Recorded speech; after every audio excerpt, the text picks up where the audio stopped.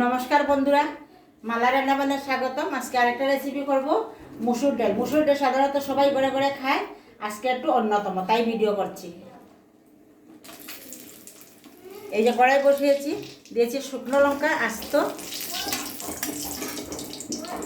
দেব মেথি ফোড়নে, আর ওই যে ডালটা সিদ্ধ হয়ে গেছে আগে থেকে সিদ্ধ করে রাখা, আর কলার মুছা পাতলা পাতলা করে কেটে দিয়েছি, ওই যে দেখা যাচ্ছে। আগেই কুকারে সিদ্ধ করে নিয়েছি, সিদ্ধ করে ডালে দিয়ে দিয়েছি। দিয়েছি 3টা কাঁচা লঙ্কা আর নুন, হলুদ আর অল্প জিরে গুঁড়ো দিয়ে এখন এটার মধ্যে সম্বার দিয়ে দেবো। ওরকম করে মুচা খেয়ে দেখবেন, খুব ভালো, আর খেতে অনেক ভালো লাগে, স্বাদ লাগে। আজকের জন্য অতটুকুই।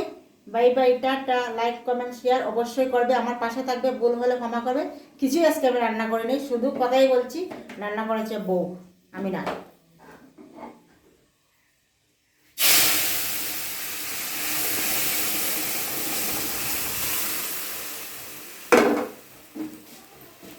দেখুন কি সুন্দর হয়েছে, খেতেও বেশ ভালো লাগে।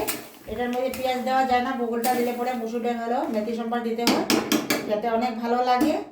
আর এরকম করে খেয়ে দেখবেন, খুব ভালো। আজকে আমার হাঁটতে খুব ব্যথা, তাই আমি আজকে ভিডিও করছি না, রান্নাও করছি না, কিছুই করছি না, ভালো লাগছে না, শরীরটা বেশ খারাপ লাগছে, তাই আর পারবো না। নমস্কার, বাই বাই, টাটা।